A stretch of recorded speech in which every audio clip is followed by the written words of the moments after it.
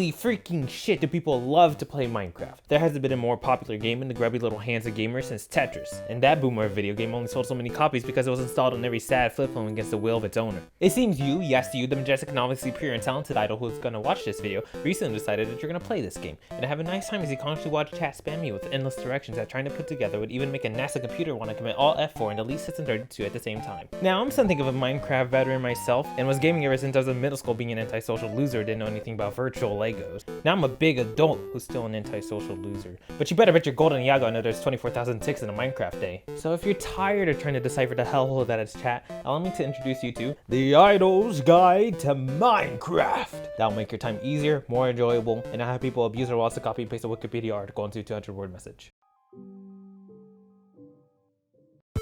Bam! Crafting table, you know what the sucker is, and yes, I watched you try to make it out of logs instead of planks, but that doesn't matter. What does matter? This little green boy. See how happy he is? Click him. He is gonna be your one-stop shop for all the recipes in the game. Pretty cool, right? Wrong! Because while it holds your little baby, but still precious, hand an autofilled recipe like magic, it forces you to dominate your mouse as badly as Amelia dominates a person's mother. So here's some handy-dandy shortcuts that will help you. First of all, you want to craft a bunch of sticks, but don't want to give yourself carpal tunnel. Bam! Shift-click that sucker and get all the sticks at once. And this baby isn't limited to just a crafting table. You can use it for your inventory, chest, and for quickly moving objects. What if you want to spread out a bunch of materials but you don't want to put all your junk on the table? Grab onto your karaoke mics and hold down, right click, then drag those items into whatever pattern you desire. You got a bunch of materials of the same type you want to stack? Just double click that sucker. Now there is a ton of other shortcuts to make your life a living nightmare, but I'm trying to beat Kiara's RTA here, so let's get a move on already. Oh, look at you. Think you're so smart and cute just because you got past a wooden tier of Minecraft, huh? Well, just because that's true doesn't mean you ain't gotta learn something like the rest of us. Check it. Wood can mine stone and coal and never be touched again, like a fracker off to college. Stone is gonna be able to mine iron and lapis, but by that point, you're gonna be wielding that sweet, sweet iron pickaxe that can get you just about everything else in the game besides acidity and ancient debris. What's that? You don't need to know what that is right now, hun. All you need to know is that from this point on, you want that diamond pickaxe that shows that, yes, you are the best out of your board talent, then we have money in our bank accounts. You can get everything in the game with this bad boy. But where am I gonna get all these materials? Wonderful question, you heavenly being you. Coal is a basic girl of yours. She is everywhere, and at the start of the game is seemingly attractive because of her surface level quirkiness, but she's gonna begin to lose her luster once you play the game for more than 5 seconds after you smelted your first iron pick. Speaking of which, iron is a reliable and strong girl who's gonna get you through most of your mid game and gonna be your crutch whenever you inevitably lose best girl trying to mine in another. She's gonna be useful for a ton of other things besides weapons and tool, making finding iron always a good thing. Gold has looks, but not much else. Sure, she's pretty, but when it comes to the durability test, she's gonna make even wood seem like a grade A material. But that isn't to say she doesn't have a trick up her sleeve. This trick got her look from being a zoomer in high school, meaning she can mine faster as a pickaxe than almost every other material in the game. Just don't over-rely on her for too long or she'll break up with you. Diamond is the best girl. She literally ticks all the boxes. She's attractive, smart, dependable, and she'll always be doing her best to keep you safe. She has been the top tier wife and gone so popular that even Mojang thought she needed competition. But there's nothing on God of Swords Earth that can keep your heart from going doki doki whenever you lay eyes on her for the first time. Now there is another tier of Warring Gear, but she's only attainable if you go into the Nether. And I don't want to dwell on it too much because I can make up a whole nother stupid video about it. But to summarize quickly, she's basically Diamond with a new set of questionably provocative clothes that make all her features stand out even more. She's more durable, stronger, faster, and really hard to obtain.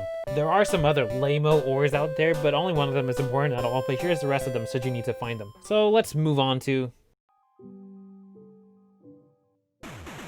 Now, a few of you idols have had tough jobs in the past, some of them including going out there taking names and kicking ass, but this game ain't like those kiddie fights, alright? Back in my day, Minecraft used to have a simple combat system. You just spammed your left click button as hard as Xena wants to be stepped on. But unless you're playing the loser Bedrock edition, you ain't got that luxury anymore. Instead of a simple combat system, Minecraft is more... well, it's still simple, but it offers more strategy. Use your beautiful eyes and watch this. Did you see that? When I swung my sword, there was a gauge under the crosshair. Now when this gauge fills up, you get a full powered attack. If you keep spamming it though, the attacks get weaker. The gauge will go up faster depending on what you're using for combat. This is why whenever you guys smack those monsters like we smack on Kiara's chicken, your mighty blows are more like mighty annoying. But you can't be dishing out hits if you can't take them. Sure, the armor helps, but it ain't gonna be doing you much when the other guys somehow manage to spawn in with an iron sword. Which is why we have this shield, possibly the most OP thing they added to the game. I can soak up a full-blown creeper explosion, and no, I wasn't wearing armor. Worse off, you can equip this sucker in your offhand, so when your enemy thinks they got you in a corner, you can raise your shield and friend zone them harder than Fubuki. The bow and trident are basically the same in principle. You hold back and then you let go. The longer you hold back, the further the arrow or trident goes and the more damage it does. Got that? Good. I'll give you some head pass later after we cover enchantments. You get enchantments when you make an enchantment table, so you can give special buffs or abilities to your tools and gear. The power set abilities depend on how many books are around the table and how high your experience level is, which is the little green things you pick up from slaying foes or mining. Some of the enchantments don't pertain to common, but most of the actual badass ones you're going to be using often do. It can be used to make your best girl sword set enemies on fire, make it so you can take less fall damage, or make it so you can Beyblade into the sky and impress all the other idols with your sick dance moves from Atlantis. Lastly, food is the most important thing here, because unless you have these KFP chicken nuggets full and happy, you're going to be having a bad time. Eating food can fill up a certain number of chicken nuggets depending on how good the food is, and although Luna's birthday cake is pretty, it ain't cutting out on saturation. What's saturation? It's the nerdy way of identifying how fast you become hungry again. The golden carrot is the best and most expensive thing to eat, Peckle. If your hunger bar is lower than 2 chicken nuggets, then forget about regaining your health. And if you're at 3 chicken nuggets, forget about running. If you're at 0, well, excuse me, but could you please... RIP is what's going to be said in chat whenever you get "aw man" by a creeper. But since my attention span is running low and I haven't copied Joe Cat's formula enough, in true idol fashion, I'm going to be introducing the mobs in song! Zombies will leave villagers and sometimes drop a tasty snack. Skeletons will drop a bone, then pwn you from behind your back. Spiders can float up the wall, chase you quicker than other mobs. Endermen don't like the beach and introversion is their job. Slimes divide until they're little balls. Guardians use their laser beam to maul. Silverfish look like Pop Block, and then the villagers are a different term for ugly things like witches, pillagers, ravagers, and invokers who spawn little noxious devil devices and make you want to fucking rage quit. Phantoms were a mistake voted in by the people. They abuse the sleep deprived Creeper. Oh man.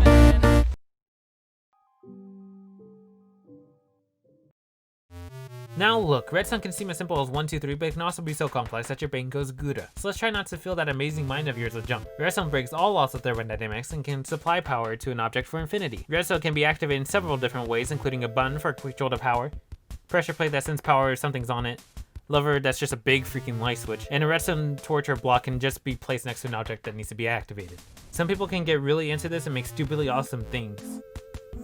Yeah, anyways.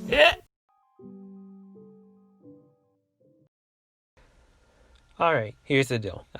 I'm gonna drop the fast pace and a little bit of the character here for a second to let you know something you're probably already aware of. Minecraft is a very popular game. Yeah, you probably already knew that one. But it's also very personal. People make whatever they want, with the only limits being what the game gives you and your desire to build or explore. It is also a really old game that most people have played for a while, and it shows whenever we give you advice in chat. But you don't have to listen to chat. Now, I love being in chat as much as the next guy, and I know you guys love it too, however obnoxious we may be from time to time.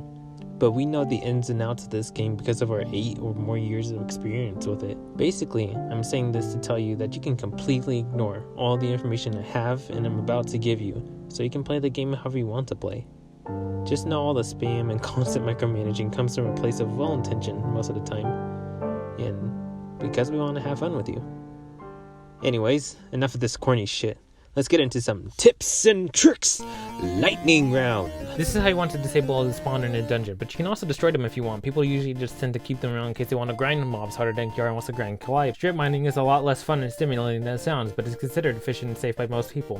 A majority of the player base just tends to mine around the level where diamond spawns. If you want to be as short as a certain shark, well, good news, buddy. People have figured out a way to crawl around by placing a trapdoor like so while crouching. Want to quickly get dressed so some perv doesn't look at you? Hoocha! Right-click that armor that's in your hand for instant clothes. There's probably a bunch of other little nuggets of wisdom I could give you, but I still need to go to work to get money so I can, pay bills. Okay, bye.